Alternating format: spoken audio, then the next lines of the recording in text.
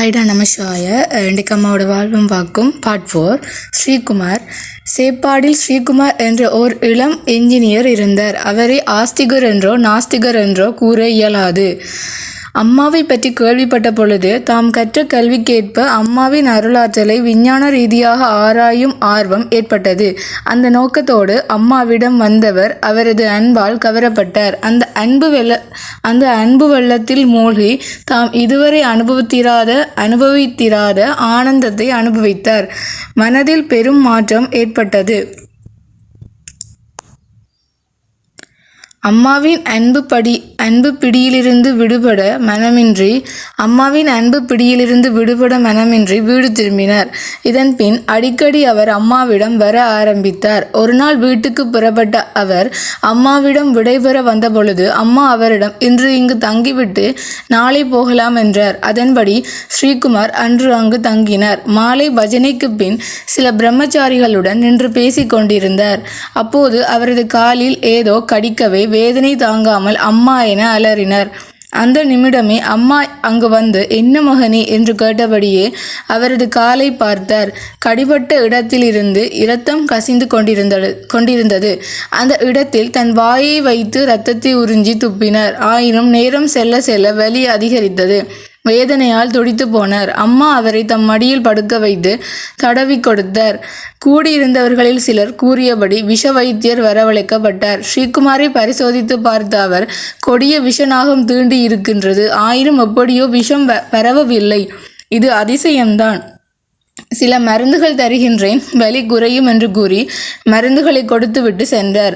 வலி தாங்காது இரவெல்லாம் கஷ்டப்பட்ட அவரை அருகிலேயே இருந்து அம்மா கவனித்து கொண்டார். அதிகாலையில் வலி குறைந்து அவர் தூங்க ஆரம்பித்த பின் தான் அம்மா தம் அறைக்கு சென்றார். மறுநாள் எழுந்த பின் அம்மாவின் அன்பை எண்ணி எண்ணி கண்ணீர் வடித்தார். பெற்ற தாயிடம் கூட தூய அன்பை காண முடியுமா என்று வியந்தார். வலி நன்கு குறைந்து விடவே அம்மாவிடம் விடைபெற சென்றார். அம்மாவும் அன்புடன், வலி குறைந்து விட்டதா? நேற்று நீ எங்கு இருந்திருந்தாலும் விஷநாகம் உன்னை தீண்டி இருக்கும். இங்கிருந்ததால் ஆபத்து இல்லாமல் போயிற்று. அதனால்தான் நேற்று இங்கே தங்குமாறு உன்னை கூறினேன். போய் வா என்று கூறி அனுப்பி வைத்தார். அம்மா கூறியது சரிதானா என்பதை அறிய ஊர் திரும்பியதும் தனது ஜாதகத்தை ஒரு ஜோதிடரிடம் காட்டினார்.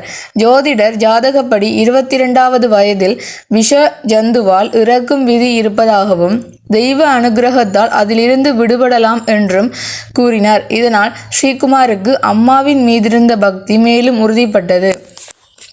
இவர் ஒரு சமயம் நோய்வாய்ப்பட்டு மருத்துவமனையில் சிகிச்சை பெற்று வந்தார். அப்பொழுது ஓர் இரவில் இவருக்கு அம்மாவை காண வேண்டும் என்ற ஆவல் அதிகரித்தது. உறக்கம் வரவில்லை. அம்மாவின் நினைவுடன் படுத்திருந்தார். அதிகாலை சுமார் 4 மணி இருக்கும். திடீரென அவரது கைகால்கள் தளர்ந்து அசைக்க முடியாத நிலை ஏற்பட்டது. பயத்தால் பீடிக்கப்பட்ட அவருக்கு ஆறுதல் கூறுவது போல இளம் தென்றல் வீசியது. காற்று வரும் ஜன்னலை திரும்பி பார்த்தார். என்ன ஆச்சரியம்! அம்மா அவரை நோக்கி வந்து கொண்டிருந்தார். அம்மா என அழைக்க நினைத்தும் முடியவில்லை. அம்மாவும் ஒன்றும் பேசவில்லை. சற்று நேரமானதும் அம்மாவை சுற்றி ஒரு ஒளிவட்டம் தோன்றியது. அதன் ஒளி அதிகரித்து வந்தது. அவ்வாறு ஒளி அதிகரிக்க அம்மா அதனுள் மெல்ல மெல்ல மறைய ஆரம்பித்தார். வெளியே காஃபி வாங்க சென்றிருந்த அவரது தகப்பனார் அப்பொழுது அறைக்குள் நுழைந்தார். உடனே அம்மா முற்றிலுமாக மறைந்தார்.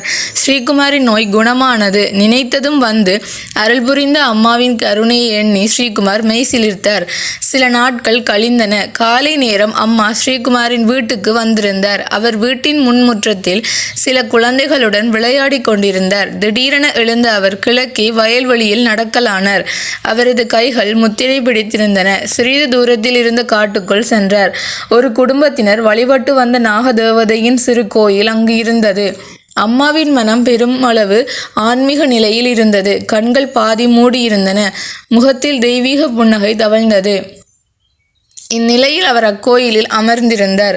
விஷநாகங்கள் நிறைந்த இக்காட்டுக்குள் பொதுவாக யாரும் செல்வதில்லை. அன்று அம்மா இவ்வாறு கோயிலில் அமர்ந்திருப்பதை கேள்விப்பட்ட பலர் அங்கு கூடிவிட்டார்கள். கோயிலில் வழிபடும் குடும்பத்தினரும் வந்து கைகூப்பினார்கள். அவர்களுள் ஒருவர் பணிவோடு, அம்மா, தினசரி இங்கு வழிபாடு செய்து வருகின்றோம், வேறு எதுவும் செய்ய வேண்டுமா என்று கேட்டார். தினசரி ஒரு செம்பில் தூய நீர் வையுங்கள், அது போதும் என்று கூறினார் அம்மா.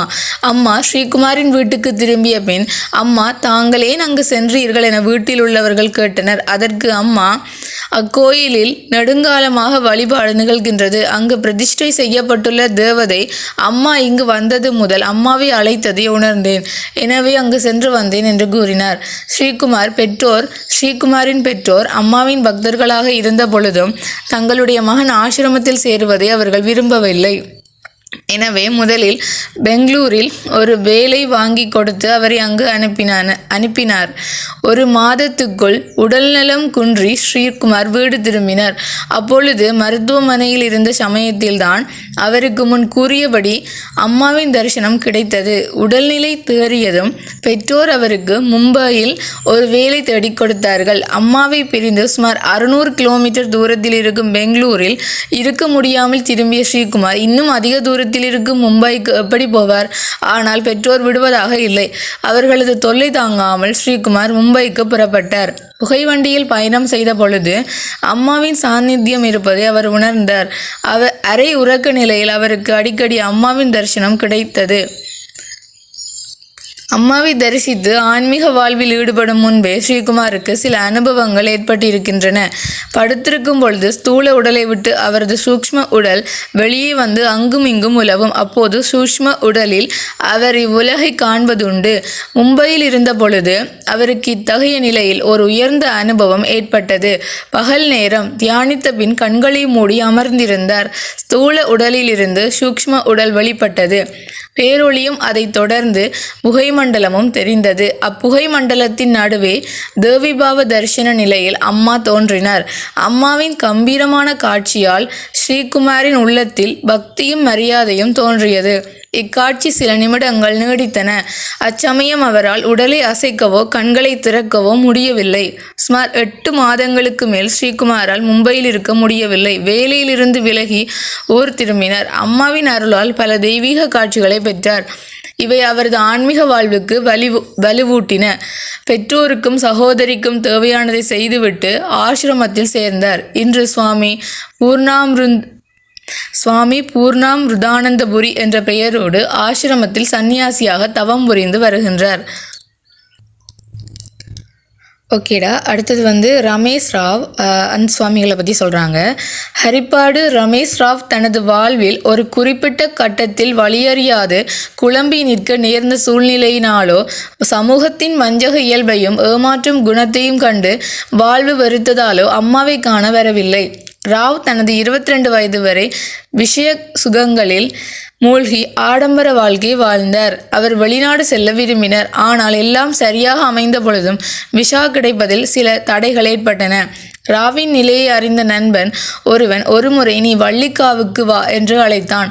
உனக்கு விசா கிடைப்பதில் உள்ள தடைகள் எல்லாம் நீங்கும், உனது எதிர்காலத்தை பற்றியும் நீ அறிந்து கொள்ளலாம் என்று சொன்னான். இவ்வாறு எதிர்காலத்தை பற்றி அறிந்து கொள்ள வேண்டும் என்ற ஆர்வத்துடன் வள்ளிக்காவுக்கு வந்த ராவை வரவேற்றது காயல் கரையில் அழுகிய தேங்காய் மட்டை, மீன் இவற்றின் துர்மணமாகும். ராவ் தனது நண்பனிடம், நண்பா, இயன்றவரை விரைவில் இங்கிருந்து போய்விட வேண்டும் என்று சொன்னார். நண்பனின் வற்புறுத்தலுக்கு கட்டுப்பட்டு கோயிலுக்கு முன்னால் இருந்த குடிசையின் திண்ணையில் சென்று அமர்ந்தார். அம்மா தரிசனம் அளிப்பதை அங்கிருந்து பார்க்க முடியும். இதெல்லாம் வெறும் கண்கட்டு வித்தியாக இருக்கலாம் என்று சிந்தித்தார். வாலிபனையும் கிழவனையும் இளம்பெண்ணையும் ஒரே மனோபாவத்துடன் இவர் அரவணைக்கின்றாரா என மன ஆழத்திலிருந்து பல அசுர சிந்தனைகள் எழுந்தன. அம்மா அழைக்கிறார் என நண்பன் கூறியதால் ராவ் கனவில் செல்வது போல நடந்து கோயிலுக்குள் சென்றார். நீ வெளிநாடு செல்ல வேண்டும், அப்படித்தானே? ஆனால் உன்னால் வெளிநாடு செல்ல முடியாது என்று அம்மா கூறினார். ராவ் சிறிதும் எதிர்பாராத பதில். அம்மாவின் அந்த வார்த்தைகளிலிருந்து தான் எதை புரிந்து கொள்வது? கோயிலிலிருந்து வெளியில் வந்த பொழுது மனம் மீண்டும் பழைய நிலைக்கு திரும்பியது. சந்தேகங்களுக்கு இடையில் இவ்வளவு பேருக்கு முன்னால் சென்று தரிசனம் பெற்றதில் சிறிதளவு நாணமும் தோன்றியது. கிருஷ்ணபாவ தரிசனம் முடிந்து தேவிபாவ தரிசனம் ஆரம்பமாயிற்று. ராவ் பழையபடி குடிசையின் திண்ணையில் சென்று அமர்ந்திருந்தார். அப்போதும் மனதில் பல கேள்விகள் எழுந்த வண்ணம் இருந்தன. தாங்க முடியாத துர்மணம் மூக்கை துளைத்த பொழுது தன் நிலைக்கு வந்த ராவ் தனக்கு முன்னால் நிற்கும் மனிதனை கண்டு திடுக்கிட்டார். காயங்களிலிருந்து பெருகும் இரத்தத்தாலும் சீழாலும் வாடிய ஒரு மனிதன் அந்த துர்மணத்திலிருந்து விலகி எங்காவது சென்றுவிட மனம் தவித்தது.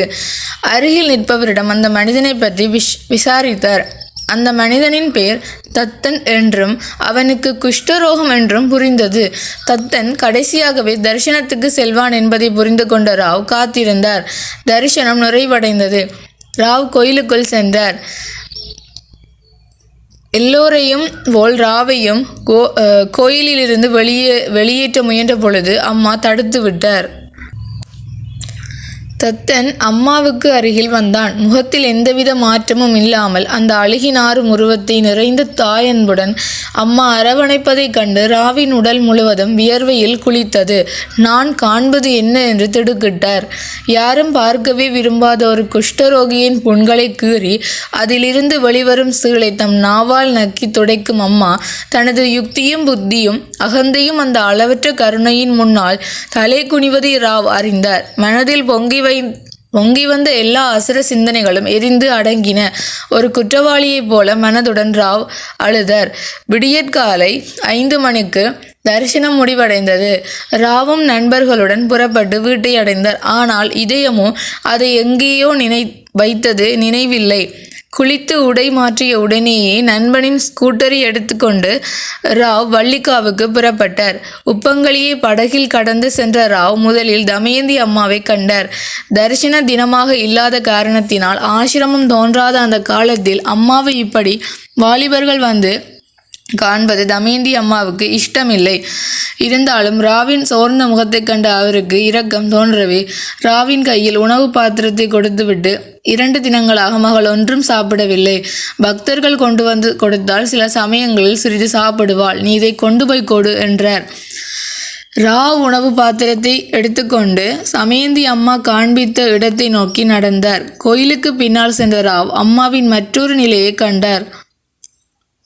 உடலின் ஒரு பாதி அழுகிய தேங்காய் நார் கிடக்கும் நீரிலும் மீதி உடல் சகதியிலுமாக அம்மா தன்னை மறந்த நிலையில் படுத்திருந்தார்.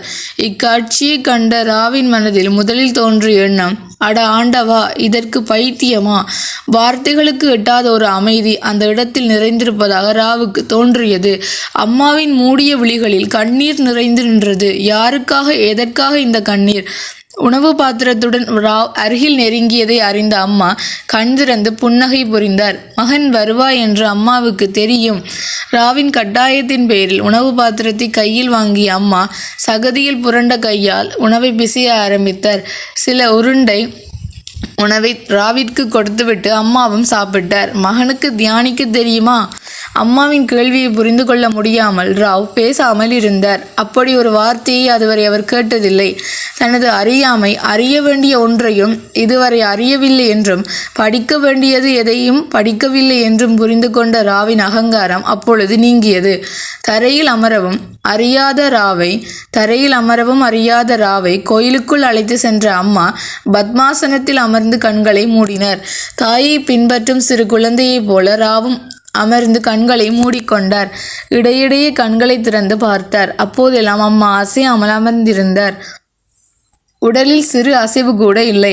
அந்த கண்களிலிருந்து கண்ணீர் அருவியாக பெருகி கொண்டிருந்தது. அன்று வரை அனுபவித்திராத அமைதியின் ஒரு வளையம் தன்னை சூழ்வதாகவும் ஆன்மீக அனுபூதியின் உயர்ந்த நிலைக்கு, வார்த்தைகளுக்கு எட்டாத நிலைக்கு தன் மனம் உயர்வதாகவும் ராவ் அறிந்து கொண்டார். மனதின் ஆழங்களில் எங்கோ மனிதனும் சமூகமும் பிரபஞ்சமும் காலமும் ஒன்றாக இணைவதையும் பின் அவை இல்லாது மறைவதையும் அறிந்த ராவின் உள்ளே இருந்து ஒரு குரல் அம்மா என்று ஒலித்தது. அம்மாவின் மடியில் விழுந்த ராவ் வாய்விட்டு அழுதார். அப்போது ஆன்மீகமான ஒரு தூய்மையில் ரமேஷ் ராவ் குளித்து கொண்டிருந்தார். கடந்த காலத்தில் தான் இந்த எல்லையற்ற பிரபஞ்சத்தில் ஒரு பீஜமாக கற்பத்தில் குழந்தையாக இருந்ததையும் பின்னர் பிறந்ததையும் வளர்ந்ததையும் அனைத்தையும் ராவின் மனக்கண்கள் கண்டன. அம்மாவின் மடியிலிருந்து எழுந்த பொழுது 7 மணி நேரம் கடந்துவிட்டது. சத்தியம் எது, மித்யை எது என்பதை அறியும் தீக்ஷ்ண அறிவு ராவுக்கு உண்டாயிற்று. எப்போதும் நண்பர்கள் கூட்டத்தால் சூழப்பட்டிருக்கும் ராவ் ஒரே நாளில் தனிமையை நாடுபவரானார். மௌனம் எல்லையற்ற ஆனந்தத்தை அளிப்பதை உணர்ந்தார். தினமும் 3 முறை உடைகளை மாற்றும் வழக்கமுள்ள ராவ் உண்ணவும் உறங்கவும் மறந்தார். எங்கும் இதயம் துடிக்கும் மனம் அம்மாவை நினைக்கும் போதெல்லாம் நிறைந்து வழியும் கண்கள். ராவுக்கு கடைக்கு செல்லவோ வியாபாரம் செய்யவோ இருந்த மனநிலை எல்லாம் அடியோடு நீங்கிவிட்டதை கண்ட குடும்பத்தார்கள் அவரை மனநோய் மருத்துவரிடம் அழைத்து சென்றார்கள். அங்கிருந்து வட இந்தியாவில் உள்ள உறவினர் ஒருவரின் வீட்டுக்கு கொண்டு போனார்கள். எப்படியாயினும் சரி, ராவை பழையபடி லௌகீக வாழ்க்கைக்கு திருப்ப வேண்டும் என்ற ஒரே சிந்தனையை பெற்றோருக்கும் உறவினர்களுக்கும் இருந்தது. அங்கு அதற்குள்ள எல்லா வசதிகளையும் அவர் செய்தார்கள். அங்கிருந்தவாறே ராவ் மனவேதனையுடன் அம்மாவுக்கு ஒரு கடிதம் எழுதினார். அம்மா, இந்த மனதை மயக்கும் சூழ்நிலைக்கு எதிராக போராட இனி எனக்கு சக்தி இல்லை. இங்கிருந்து அம்மா என்னை காப்பாற்றவில்லை என்றால், இச்சோதனையை இத்துடன் நிறுத்தவில்லை என்றால், எனக்கு இறப்பது ஒன்றுதான் வழி. சொர்க்கத்திலாவது நான் அம்மாவை காண்பேன் அல்லவா? அம்மாவின் கருணையால் காரணமின்றியே ராவை குடும்பத்தினர் திரும்ப ஹரிப்பாட்டுக்கு கொண்டு வந்தார்கள். உறவினர்களை ஏமாற்றிவிட்டு ஆசிரமத்தை அடைந்த ராவ் அம்மாவிடம் என்னை கைவிட்டு விடாதீர்கள் என்று அழுதார். அம்மா, நீ இன்னும் பல சோதனைகளை எதிர்கொள்ள வேண்டும். தைரியமாக இரு. அம்மா எப்பொழுதும் மகனுடன் இருப்பேன் என்று கூறினார். 3ஆம் நாள் ஆசிரமத்துக்கு வந்த பொழுது ஒரு வேனில் போலீசார் வந்தனர். அவர்களுடன் தந்தையும் உறவினர்களும் இருந்தார்கள். அவர்கள் ராவை பலவந்தமாக பிடித்து காரில் ஏற்றினார்கள். கார் மனநோய் மருத்துவமனைக்கு செல்கிறது என்பதை அறிந்த ராவ் மனம் நொந்து அம்மாவிடம் பிரார்த்தித்தார். வழியில் கொல்லத்தில் ஒரு உணவகத்தின் முன்பு மதிய உணவு சாப்பிடுவதற்காக காரை நிறுத்தினார்கள். எல்லோரும் இறங்கினார்கள். ராவ் சுற்றிலும் பார்த்தார். எல்லோரின் கவனமும் தன் மீது இருப்பதை அறிந்தார். அவர்களுடன் அமர்ந்து சாப்பிடுவது என ராவ் தீர்மானித்து கொண்டார். ஆனால் ராவுக்கு ஒன்றும் சாப்பிட தோன்றவில்லை. ஒரு சோடா மட்டும் வாங்கி குடிக்க ஆரம்பித்த பொழுது அம்மாவின் குரல் மனதில், மகனே, தப்பியோடு என ஒலித்தது. ராவ் எழுந்து வழியிலிருந்த காருக்கு அருகில் சென்றார். உணவை சாப்பிட்டு முடிப்பதில் உறவினர்கள் மற்றும் போலீசாரின் கவனம் இருந்தது. எங்கிருந்தோ ஒரு ஆட்டோ முன்னால் வந்து நின்றது. ஆட்டோவில் தாவி ஏறிய ராவ் வேகமாக ஓட்டு என்றார். துடிக்கும் தன் இதயத்தில் கை வைத்து கொண்டு அம்மாவிடம் ராவ் மனமுருகி பிரார்த்தித்தார். அம்மா, என்னை கைவிட்டு விடாதீர்கள். அந்த பயணம் மும்பையில் உள்ள சின்மயா மிஷனில் சென்று முடிந்தது.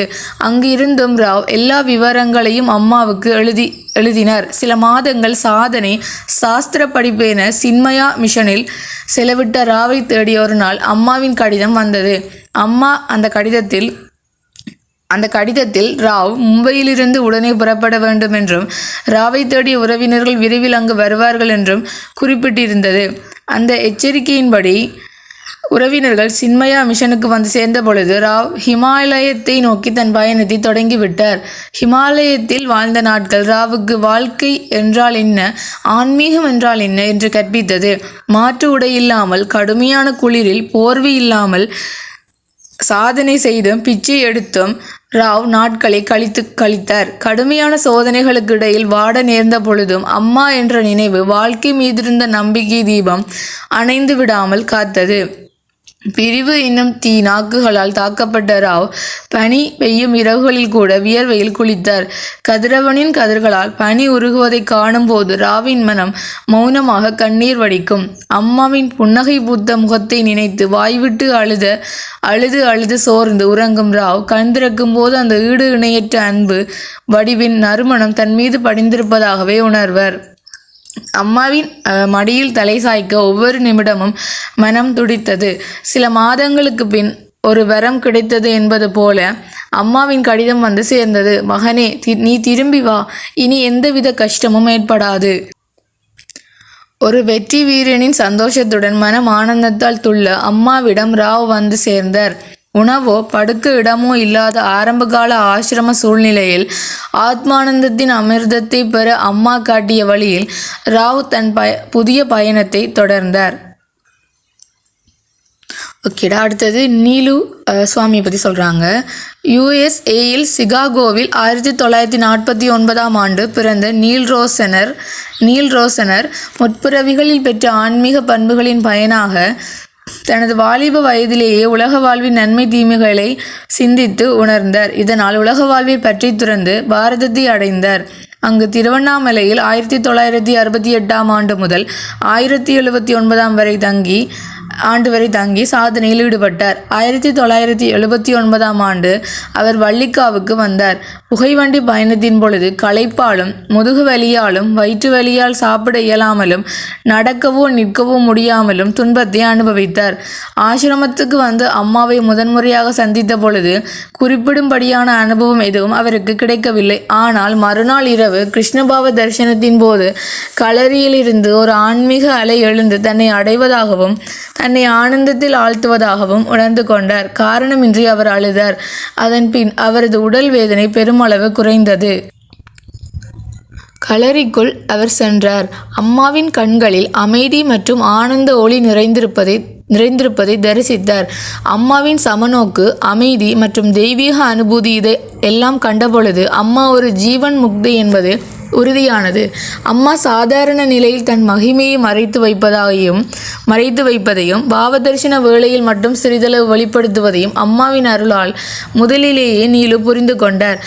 ஆனந்த உலகத்தை தான் அடைந்து விட்டதாக நீலுவுக்கு தோன்றியது. ஆத்மானந்தத்தின் வழியை காண்பித்து தருமாறு நீலு வேண்டினார். அம்மா அதற்கு சம்மதம் தெரிவித்தார். ஒருமுறை நீலு அம்மாவிடம் பக்தியை தனக்கு வரமாக தருமாறு வேண்டினார்.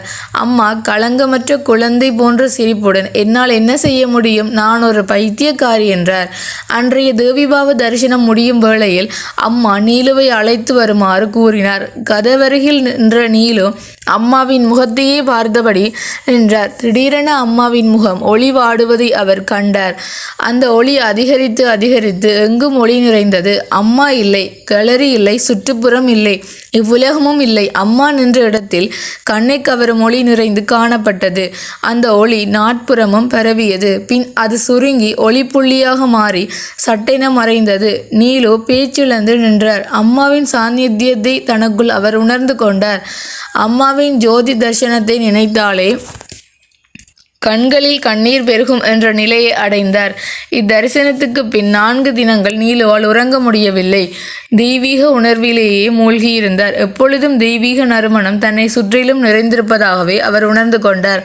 வேறு மருந்துகள் ஒன்றையும் சாப்பிடாமல் அம்மாவின் சங்கல்பத்தால் மட்டும் நீலுவின் நோய் பெருமளவு குறைந்தது. எழுந்து நிற்கவும் நடக்கவும் சாப்பிடவும் அவரால் முடிந்தது. அம்மாவை உள்மனதில் காணவும் இடைவிடாத ஆனந்தத்தையும் அமைதியையும் அனுபவிக்கவும் அவரால் முடிந்தது. ஒருமுறை நீலுவுக்கு இடைவிடாத இருமல் வந்தது. அதனால் அதை அவரால் தாங்கிக் கொள்ள முடியவில்லை. கிருஷ்ணபாவ தரிசனத்தின் பொழுது அம்மா நீலுவின் தலையிலும் நெஞ்சிலும் தமது கரத்தை வைத்தார். அப்பொழுது நீலுவுக்கு பழைய ஒளி தரிசனம் மீண்டும் கிடைத்தது. அது மட்டுமல்ல, அந்த ஒளியே தனக்குள்ளும் இருப்பதாகவும் உடல் ஓர் அவசியமற்ற பொருள் என்றும் நீலு உணர்ந்து கொண்டார். அப்பொழுது கிடைத்த ஆனந்த அனுபூதியானது பல மணி நேரம் இருந்தது. இருமலும் குறைந்து போனது. ஒரு நாள் மாலை தலைவலியால் நீலுவால் பஜனைக்கு போக முடியவில்லை. அறைக்குள் கண்களை மூடி படுத்திருந்தார். அப்பொழுது அவருக்கு முன்னால் ஒரு ஒளி தோன்றி மறைந்தது. மீண்டும் தோன்றியது. அம்மாவின் அருகாமையை அவர் உணர்ந்து கொண்டார். திடீரென அவரது தலைவலி குணமாகவே நீலு எழுந்து சென்று பஜனையில் கலந்து கொண்டார். அம்மாவின் அருளால் நீலுவின் உடல் உபாதைகள் நீங்கின. அத்துடன் அதைவிட விலை மதிப்பற்ற சில அனுபவங்கள் அவருக்கு கிடைத்தன. எங்கே அமர்ந்தாலும் எப்போதும் அம்மாவின் சாநித்தியத்தை உணர்தல், நிலையான அமைதி, ஆனந்த அனுபூதி போன்றவை அம்மாவின் அருகாமையால் அவருக்கு கிடைத்தன. திருவண்ணாமலையில் வசித்த பொழுது நீலு ஞான மார்க்கத்தை பின்பற்றினார். எனில் வள்ளிக்காவுக்கு வந்த பொழுது பிரேம பக்தியை நோக்கி அவரது மனம் திரும்பியது. அம்மாவிடம் இருந்து எனக்கு கிடைத்த மிகப்பெரிய அருள் இதுவே ஆகும் என்று நீலு கூறுகின்றார். அம்மாவிடம் வர முன்பே வெகு காலம் சாதனை செய்திருந்த காரணத்தால் மட்டுமே தன்னால் அம்மாவின் தெய்வீக உபதேசங்களின் பொருளை புரிந்து கொள்ள முடிந்ததாக அவர் கூறுகின்றார். அம்மாவின் அருளால் மட்டுமே நம் வாழ்வின் குறிக்கோளை, அதாவது முக்தி அடையலாம் என்ற உறுதியான நம்பிக்கை அவருக்கு உண்டு. பண தட்டுப்பாடு அதிகமாக இருந்த ஆரம்ப காலத்தில் ஆசிரம செலவுகளுக்கு என்ன செய்வது என்று சிலர் வருத்தத்துடன் கேட்டபொழுது அம்மா, நீங்கள் யாரும் வருந்த வேண்டாம், ஆசிரம காரியங்களை நடத்த போகின்றவன் இங்கே வருவான் என்று கூறினார். விரைவில் நீலு வந்தார். அவர் ஆசிரம செலவுகளுக்கான பொறுப்பை ஏற்றுக்கொண்டார். ஆசிரமத்தின் மிக சிறிய விஷயத்தில் கூட அதிக கவனம் செலுத்தி தேவையானவற்றை இரவும் பகலும் செய்தபடி நீலு அம்மாவுக்கு தொண்டாற்றினார்.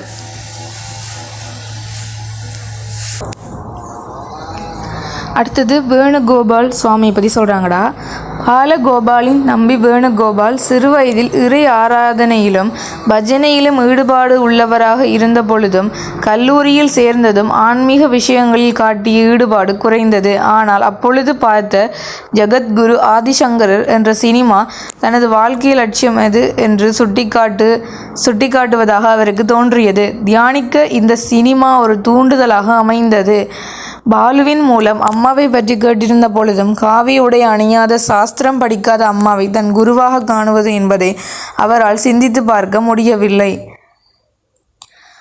இருந்தாலும் அம்மா மற்றவர்களிடம் பாலுவின் தம்பி என் மகன், அவன் இங்கு வருவான் என்று சொல்லியிருந்தார். பிஎஸ்சிக்கு படித்து கொண்டிருந்த பொழுது ஒரு முறை கல்லூரியில் ஏற்பாடு செய்திருந்த உல்லாச பயணம் முடிந்து திரும்பிய வேணு மாவேலி கரையில் உள்ள தன் பெரியம்மாவின் வீட்டுக்கு சென்றார். தலையை புடவி தலைப்பால் மூடிய ஒரு பெண் வீட்டு வராந்தாவில் நிற்பதை கண்ட அவர் இந்த முஸ்லிம் பெண் யார் என்று சிந்தித்தவாறு உள்ளே சென்றார். அங்கு பாலுவையும் அம்மாவின் பக்தர்களையும் சிலரையும் கண்டார். தான் வெளியில் கண்டது அம்மா என்பது அப்போது அவருக்கு புரிந்தது. நன்கு அறிமுகமானவரை போல் அம்மா வேணுவின் அருகில் சென்று அவர் கையை பிடித்து கொண்டு, பாலுவின் தம்பியல்லவா, உன்னை காண வேண்டும், உன் பாட்டை கேட்க வேண்டும் என்று அம்மாவுக்கு ஆசை என்றார். அம்மாவின் அந்த ஸ்பர்ஷத்திலேயே அம்மாவின் திவ்ய பிரேமியின் சக்தி வேணுவின் அகத்தில் ஆழமாக சென்று பதிந்தது. மதியம் உணவு உண்ணும் பொழுது அம்மா அங்கிருந்த அனைவருக்கும் வாயில் ஒரு உருண்டை ஊட்டிவிட்டார். உடல் முழுவதும் புண்ணாகி புழுத்து நாறி கிடக்கும் வளர்ப்பு நாயின் வாயிலும் ஒரு உருண்டை ஊட்டிவிட்ட பின்பே அம்மா சாப்பிட்டார். சுனி சைவ ஸ்வாபாகே ச பண்டிதா சமர்சின என்ற கீதா வாக்கியத்தின் நேரடி உதாரணமாக இருந்தது அக்காட்சி. தொடர்ந்து ஒரு பக்தர் அம்மாவிடம் சில கேள்விகள் கேட்ட பொழுது அம்மா பதிலளித்தார். தியானத்தை பற்றி வேணுவுக்கு ஏற்பட்ட சந்தேகங்களை அவர் பலரிடமும் கேட்டார். ஆனால் அதற்கு சரியான பதில் அவருக்கு கிடைக்கவில்லை. இன்று பக்தரின் கேள்விக்கு அம்மா அளித்த பதில்கள் தனக்கு இதுவரை இருந்து வந்த சந்தேகங்களுக்கான விளக்கங்களாக இருந்ததை வேணு கண்டுகொண்டார். அம்மாவின் அளவற்ற அன்பு, சமபாவம், பற்றின்மை, குழந்தை மனம், ஆன்மீக ஞானம், மனதை கவருகின்ற பஜனை என அனைத்தும் வேணுவின் மனதில் அம்மாவை பற்றியிருந்த கருத்துக்களை அடியோடு மாற்றி அமைத்தன. அம்மாவும் உடன் வந்தவர்களும் திரும்பி சென்ற பின் வேணுவின் மனம் வருத்தத்தில் ஆழ்ந்தது. முன்பை விட அதிக ஈடுபாட்டுடன் சாதனை செய்வதற்கு அவர் ஆரம்பித்தார். இன்னும் ஒரு முறை அம்மாவை தரிசித்தால் அதன் பின் தன் படிப்பை தொடர முடியாது என்று வேணுவுக்கு தோன்றியது. இருந்தாலும் அம்மாவை காண வேண்டும் என்ற எண்ணம் அதிகரிக்கவே வேணு அம்மாவின் சந்நிதியை, அதாவது அமிர்தபுரியை அடைந்தார். கோயிலுக்கு அருகிலுள்ள ஒரு அறையில் அம்மா அமர்ந்து கொண்டார். இதய நிவாசினி அம்மே என்ற பாடலை பாலு பாடிக்கொண்டிருந்தார். சுவரில் ஒரு குழந்தையை மடியில் ஏந்தியபடி அமர்ந்திருக்கும் தேவியின் படம் காணப்பட்டது. அம்மா வேணுவை தம் அருகில் அமர வைத்தார். பின் அவரிடம் ஒரு பாடல் பாடுமாறு கூறினார். அவரும் பாடலை பாடியபடியே வாய் விட்டு அழுது விட்டார். இறை அன்புக்காக சிந்தும் கண்ணீரின் இனிமை அன்று முதலாக அவர் அனுபவித்தார். அன்று மாலை அம்மா அளித்த கிருஷ்ணபாவ தரிசனத்தின் பொழுது கோயிலுக்குள் சென்ற பொழுது சாட்சாத் ஸ்ரீ கிருஷ்ணரின் முன்னால் நிற்கும் அனுபூதி வேணுகோபாலுக்கு ஏற்பட்டது. வாய்விட்டு அம்மாவிடம் எதையும் கேட்கவில்லை. எனினும் எங்கும் நிறைந்தவரான அம்மா வேணுவின் காதில், மகனே, நீ எதை தேடி அலைகிறாயோ அதை அம்மா உனக்கு காண்பித்து தருகின்றேன் என்று கூறினார். அவ்வார்த்தைகளின் மூலம் அம்மாவும் தேவியும் கிருஷ்ணனும் வேறு வேறல்ல என்பது வேணுவுக்கு உறுதியானது. அன்றே ஒரு துளசி மாலையையும் மந்திரத்தையும் அளித்த அம்மா தனது மானசபுத்திரனுக்கு அபயம் அளித்தார். கிருஷ்ணபாவத்தில் அம்மாவின் அருகில் இருந்து ஜபித்த பொழுது வேணுவின் மனதில் சந்தேகங்கள் தோன்றாமல் இல்லை. அம்மாவுக்கு மகிமை இருப்பது உண்மை என்றால், என் முன்னால் நிற்பது ஸ்ரீ கிருஷ்ணனே என்றால், இந்த நிமிடம் அம்மா என்னை பார்ப்பார், பிரசாதம் தருவார், வாயில் தீர்த்தம் தருவார் என பலவாறு மனதுக்குள் சிந்தித்தார். வேணுவின் மனதுக்குள் தோன்றிய ஒவ்வொரு சிந்தனையையும் அறிந்த அம்மா அவை அனைத்தையும் நிறைவேற்றி வைத்து தன் மகனின் நம்பிக்கையை உறுதி பெற செய்தார். தேவிபாவ தரிசனத்தின் முடிவில் தத்தன் என்ற குஷ்டரோகியின் பொன்களை அம்மா வார்த்தைகளில் அடங்காத தாய்மை அன்புடன் நக்கி தூய்மை செய்தது நம்ப இயலாத மற்றொரு காட்சியாக இருந்தது. வீட்டுக்கு திரும்பிய வேணுவுக்கு உலகின் வெளிப்பகட்டு சாரமற்றதாக தோன்றியது. வீட்டுக்கு வந்ததும் கை கடிகாரம், செருப்பு, பேண்டு ஆகியவற்றை அணிவதை நிறுத்தினார். தலையை மொட்டையடித்து கொண்டு ஒரு சன்னியாசியை போல் நடந்து கொள்ள ஆரம்பித்தார். ஒரு நாள் கூட வீட்டில் இருக்க அவரால் முடியவில்லை. மீண்டும் அம்மாவை காண சென்றார். அம்மாவின் மடியில் விழுந்து அழுதார். தன் மகனுக்கு ஆறுதல் கூறிய அம்மா, வேணு குட்டா, வேணு குழந்தாய், முதலில் உன்னை கட்டுப்படுத்திக்கொள். நீ இப்படி மொட்டையடித்து கொண்டால் அதை காணும் யாருக்காவது சந்நியாசியாக வேண்டும் என்று தோன்றுமா? காலத்துக்கேற்ற வேஷம் அணிய வேண்டும். உன்னை காணும் பிறருக்கும் சந்நியாசத்தின் மீது ஈடுபாடு தோன்ற வேண்டும். நீ முதலில் படிப்பை முடி என்று கூறினார். அன்று முதல் பெரும்பாலும் வேணு அம்மாவையே சுற்றி சுற்றி வந்தார். ஒரு விதமாக தேர்வு எழுதிவிட்டு 1909 வருடம் மே மாதம் ஆசிரமத்துக்கு வந்து சேர்ந்தார். அம்மாவையும் ஆசிரமத்தையும் மற்றவர்கள் பரிகாசம் செய்வதாக ஒரு முறை வேணு அம்மாவிடம் சொன்ன பொழுது, அம்மா, மகனே, ரோஜா செடிக்கு உபயோகித்த தேயிலை தூளையும் முட்டையோடுகளையும் உரமாக இடுகின்றோம். ஆனால் ரோஜா மலரில் எவ்வளவு நல்ல மனம்! அதுதான் எத்தனை அழகு! அதுபோல உலகின் எதிர்ப்பு சாதகனின் வளர்ச்சிக்கும் முன்னேற்றத்துக்கும் உதவும் என்று கூறினார். மற்றொரு முறை வேணு அம்மாவிடம், அம்மா, இந்த பிரபஞ்சம் எங்கிருந்து வந்தது என்று கேட்டார். அம்மா, மகனே, உனது கேள்வி எங்கிருந்து வந்தது? அங்கிருந்துதான் இவை அனைத்தும் வந்தன. அதை தேடி கண்டுபிடித்தால் எல்லா கேள்விகளுக்கும் விடை கிடைக்கும் என்று கூறினார். இறை அன்பில் அனைத்தையும் மறந்த வேணு கடினமான சாதனையில் ஈடுபட்டார். நாளின் பெரும்பாகத்தை அவர் தியானம், ஜபம் முதலிய சாதனைகள் செய்வதில் ஈடுபட்டார். படுத்து உறங்குவது சுகத்தை அனுபவிப்பதாகும் என்று கருதியதால் அவர் அக்காலத்தில் பெரும்பாலும் படுப்பதே இல்லை. தியானத்துக்கு பின் சுவரில் சாய்ந்து அமர்ந்து உறங்குவார். திடுக்கிட்டு விழிக்கும் பொழுது இவ்வளவு நேரம் வீணாகிவிட்டதே என்று நினைத்து வருந்துவார். பிறருக்கு சாதனை செய்வதில் அதிக உற்சாகம் தோன்ற வேண்டும் என்பதற்காக அம்மா சில சமயங்களில் ஆரம்ப காலங்களில் வேணு இடைவிடாமல் ஜபித்து கொண்டிருப்பான். ஜபிப்பதால் எப்போதும் அவனது உதடுகளின் ஓரங்களில் நுரை இருப்பதை காணலாம் என்று சொல்வதுண்டு. யோகாசனம், சமஸ்கிருத படிப்பு, சாஸ்திரம், பஜனை, தியானம் இவற்றுடன் ஆசிரம வேலைகள் இவை அனைத்துக்கும் நேரம் இல்லாத காரணத்தினால் ஏதாவது ஒன்றை செய்யாமல் விட்டுவிட்டால் கூட அம்மாவிடமிருந்து நல்ல தண்டனையும் கிடைத்திருக்கின்றது. ஆனால் அம்மாவே பின்னர் வேணுவுக்கு பெற்ற தாயிடம் உள்ளது போன்ற உறவே அம்மாவிடம் உள்ளது. அம்மா எவ்வளவு திட்டினாலும், ஆசிரமத்திலிருந்து வெளியேற்றினாலும், பஸ் கட்டணத்துக்காக கொடுத்த பணத்துக்கு நிலக்கடலை வாங்கி கொண்டு அவன் அம்மா அம்மா என்று அழைத்து கொண்டு மறுவழியாக திரும்பி வருவான். அதை காணும் பொழுது அம்மாவின் மனம் உருகிவிடும் என்று சொல்லி இருக்கின்றார். ஒரு காலத்தில் வேணுவுக்கு சமஸ்கிருத படிப்பில் மிக அதிகமான ஈடுபாடு இருந்தது. அம்மா இதை குறைக்க முயன்றாலும் வேணு சாதனை செய்வதற்காக செலவிட்ட நேரத்தையும் சமஸ்கிருத படிப்புக்காக செலவிட ஆரம்பித்தார். ஒரு நாள் தியான நேரத்தில் வேணு அறையில் இலக்கணம் படிப்பதில் ஆழ்ந்து ஈடுபட்டிருந்தார். திடீரென அம்மா அறைக்குள் வந்தார். வேணுவின் கையில் இருந்த புத்தகத்தை வாங்கி கொண்டு கடுமையாக திட்டினார். கடைசியாக, அம்மா, இது தியாகிகளுக்குள்ள இடம். இந்த மண் அம்மாவின் கண்ணீரால் நனைந்ததாகும். சமஸ்கிருத பண்டிதனாவது உனது லட்சியம் என்றால் நீ வேறு ஏதாவது ஒரு இடம் தேடி செல்கின்றார். தன் நன்மைக்காகவே அம்மா இவ்வாறு திட்டினார் என்பதை புரிந்து கொள்ளாத வேணு மனம் மிக வருந்தினார். உடை, புத்தகங்கள் முதலியவற்றை எடுத்துக்கொண்டு ஆசிரமத்திலிருந்து வெளியேறினார். எதுவும் நடக்காதது போல அன்று மாலையே திரும்பி வரவும் செய்தார். அம்மாவின் பாதங்களில் விழுந்து மன்னிப்பு கேட்ட வேணுவை அரவணைத்து ஆறுதல் கூறிய அம்மா, மகனே, உன்னால் அம்மாவை விட்டு போக முடியுமா? அம்மாவின் ஏதாவது ஒரு பிறவியில் நீ அம்மாவுடன் இல்லாமல் இருந்ததுண்டா? இனி எத்தனை பிறவிகள் இருந்தாலும் வேணு அம்மாவுடன் தான் இருப்பாய் என்று கூறினார். அம்மாவின் இந்த அமுத வார்த்தைகள் சுகத்திலும் துக்கத்திலும் லட்சிய உணர்வை மறையாமல் நிலைநிறுத்த வேணுவுக்கு என்றும் தூண்டுகோலாகவே அமைந்தன. இது மது அப்படிங்கிற ஒரு சுவாமியை பற்றி சொல்கிறாங்கடா. பிரெஞ்சு ஆட்சி நடக்கும் ரீயூனியனில் 1953ஆம் ஆண்டு அக்டோபர் மாதம் 8ஆம் திகதி பிறந்த மது இந்திய வம்சாவளியினர் ஆவர். சிறுவயது முதலே மதுவுக்கு சன்னியாசியாக வேண்டும் என்ற ஆசை இருந்தது. சகோதரி ருக்மணிக்கும் ஆன்மீகத்தில் விருப்பம் இருந்தது. மது 1976ஆம் வருடம் பாரதத்திற்கு வந்து ராமகிருஷ்ண ஆசிரமங்களுக்கு சென்றார்.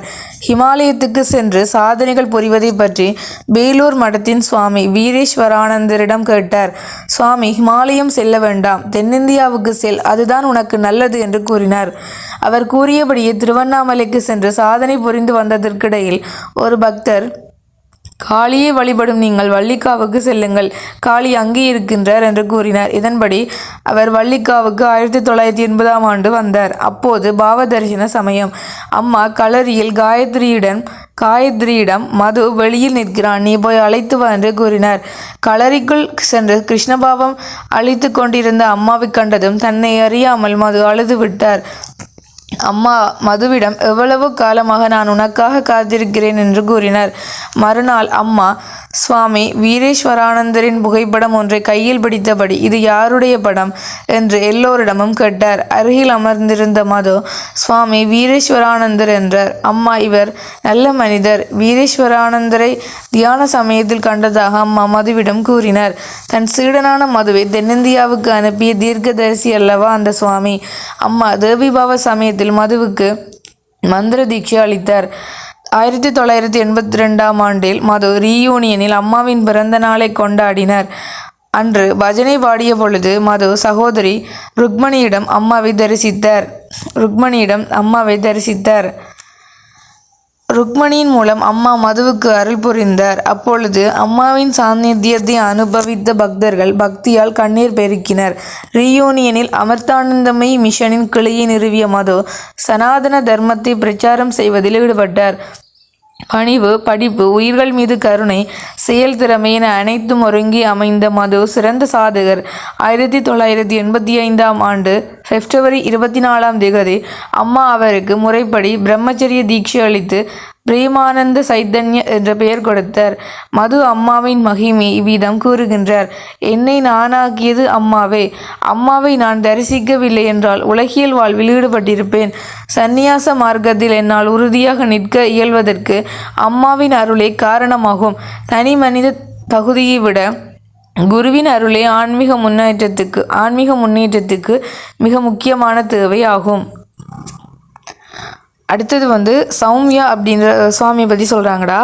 1959ஆம் ஆண்டில் ஆஸ்திரேலியாவில் பிறந்த சௌமியா வாழ்வில் பெற்ற பலவித அனுபவங்களினால் உலகியல் வாழ்வின் பொருளற்ற தன்மையை குறித்து அறிந்ததுடன் ஆன்மீக வாழ்வில் மனதை திருப்பினார். 21ஆம் வயதில் பாரதத்தை அடைந்தார். சௌமியா அவங்க பேர் சுவாமினி கிருஷ்ணாமிருத பிராணா, அவங்களோட அதுக்கு மாற்றின பேர்ரா.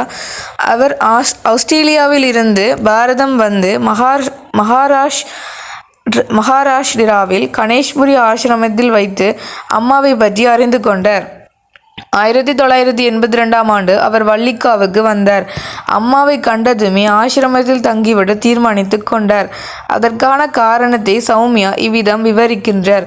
அம்மாவை போல அன்பு செலுத்தும் மற்றொரு மனிதரை நான் இதுவரை கண்டதில்லை. பல ஆசிரமங்களிலும் காணக்கூடிய வெளிநாட்டவர்களின் தொல்லை இங்கே இல்லை. அதனால் இங்கே நிம்மதியாக ஆத்ம சாதனைகளை அனுஷ்டிக்க முடியும் என்று நான் கண்டேன். ஆரம்பத்தில் எனக்கு அம்மாவின் நடவடிக்கைகளின் பொருள் விளங்கவில்லை. ஆனால் விரைவில் எனக்கு ஒரு விஷயம் புரிந்தது. அம்மா இறைவனுடன் இணைந்துவிட்ட ஜீவன் முக்தி ஆவார். பிறரையும் அந்நிலையை அடைய செய்வதே அம்மாவின் லட்சியமாகும். மாயையை மெய்யென கருதி மேலை நாட்டவரை போல வாழ எனக்கு முடியாது. அதனால் பாரதத்தில் ஆன்மீகமான சூழ்நிலையில் அம்மாவுடன் வாழ விரும்புகின்றேன். அம்மாவின் அருளால் விரைவில் ஆன்மீக முன்னேற்றம் அடைய முடியும் என்று நம்புகின்ற சௌமியாவுக்கு அனுபவத்தின் பலம் இருக்கின்றது. வெகுநேரம் படுத்து உறங்க அம்மா சௌமியாவை அனுமதிப்பதில்லை. கனவில் சென்று முகம் துடைப்பதற்கு துணியோ வேறு ஏதாவதோ கேட்பார். சௌமியா பதறி எழுவர். மீண்டும் உறக்கம் வரும் வேளையில் அம்மா இதுபோல விழித்தெழ செய்வார். இது பல முறை தொடரும். சாதகரை வழிநடத்துவதில் அம்மா மேற்கொள்ளும் வழிகளில் இது ஒன்றாகும். ஒவ்வொருவரின் இயல்புக்கேற்ற வழிகளில் அம்மா சாதகரை வழி நடத்துகின்றார். அடுத்தது நீலகண்ட பிள்ளை. நெடுமுடி என்ற இடத்தில் பிறந்த நீலகண்ட பிள்ளையை அனைவரும் நெடுமுடி என்றே அழைத்து வந்தனர். சகோதரியின் தீராத நோயை குணப்படுத்தும் வழி தேடி வள்ளிக்காவுக்கு வந்த நெடுமுடி மாயை என்னும் நோய்க்கும் மருந்தை கண்டடைந்தார் என்று கூறலாம். 1978ஆம் ஆண்டு முதலாக அம்மாவை காண, அம்மாவை பற்றியும் அம்மாவை தரிசித்த நெடுமுடியின் குடும்பத்திலுள்ள எல்லா தோஷங்கள் பற்றியும் அவற்றை நீக்குவதற்கான வழிகளை பற்றியும் அம்மா கூறிய பொழுது அம்மாவின் மீது அவருக்கு நம்பிக்கை ஏற்பட்டது. அம்மா கூறியபடியே செய்த பொழுது குடும்பத்தின் கஷ்டங்கள் விலகின. வீட்டின் நிலை சரியான பொழுது நெடுமுடி ஆசிரமத்துக்கு வந்து வசிக்க விரும்பினார். வீட்டில் பெரிய பொறுப்புகள் எதுவும் இல்லாத காரணத்தினால் அவர் விரைவில் ஆசிரமவாசியானார். ஆசிரமத்து வேலைகளை அவர் மேற்கொண்டார். செடிகள் நடுவது, விவசாயம் செய்வது, ஆசிரம சுற்றுப்புறத்தை சீராக்குவது, குடிசைகள் கட்டுவது, பழுது பார்ப்பது என்று அவர் செய்தார். அதே சமயம் ஜப தியானங்களும் செய்து வந்தார். பலனை எதிர்பாராமல் சேவை செய்யும் வழியை இவருக்காக அம்மா தேர்ந்தெடுத்தார் என தோன்றுகின்றது. இதோட இந்த பாகம் 21 முடியுதுரா. நம்ம ஷோயா வாழ்க வளமுடன்.